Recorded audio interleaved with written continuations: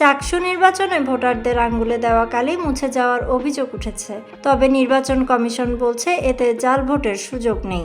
এ বিষয়ে প্রধান নির্বাচন কমিশনার অধ্যাপক ডক্টর মনিরুদ্দিন বলেন, অভিযোগটি আমাদের কাছে এসেছে, তবে আমরা বাংলাদেশে এর চেয়ে ভালো কালি পাইনি।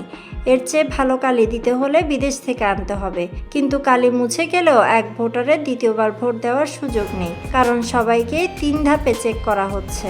প্রথমে ভোটারের সিরিয়াল নাম্বার চেক করা হচ্ছে, এরপর আইডি নাম্বার, ভোটারের নাম ও ছবি মিলিয়ে দেখে স্বাক্ষর নেওয়া হচ্ছে। তাই কারো পক্ষে দ্বিতীয়বার ভোট দেওয়া সম্ভব নয়।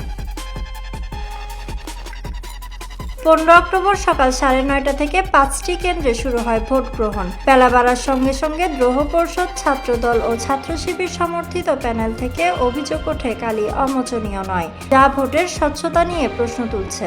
ছাত্রদলের ভিপি প্রার্থী সাজ্জাদ হোসেন হৃদয় বলেন, নির্বাচন কমিশন বারবার অমোচনীয় কালি ব্যবহারের কথা বললেও বাস্তবে তা মানা হয়নি। এটা ভোটের স্বচ্ছতাকে প্রশ্নবিদ্ধ করছে। এদিকে ভোট দিয়ে বের হওয়া মেরিন সায়েন্স ইনস্টিটিউটের 4র্থ বর্ষের এক শিক্ষার্থী বলেন, আমি বিজ্ঞান অনুষদ কেন্দ্রে ভোট দিয়েছি।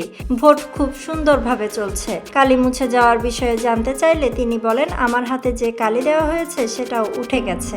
তবে আমি মনে করি এতে কোনো সমস্যা নেই, কারণ ভোটার তালিকায় ভোটারের ছবি দেখে ক্রস চেক করা হচ্ছে, পাশাপাশি স্বাক্ষরও নেওয়া হচ্ছে। তাই যে একবার ভোট দিচ্ছে তার দ্বিতীয়বার ভোট দেওয়ার সুযোগ নেই। শেষ পর্যন্ত এভাবে চললে আশা করছি সুষ্ঠুভাবে ভোট সম্পন্ন হবে।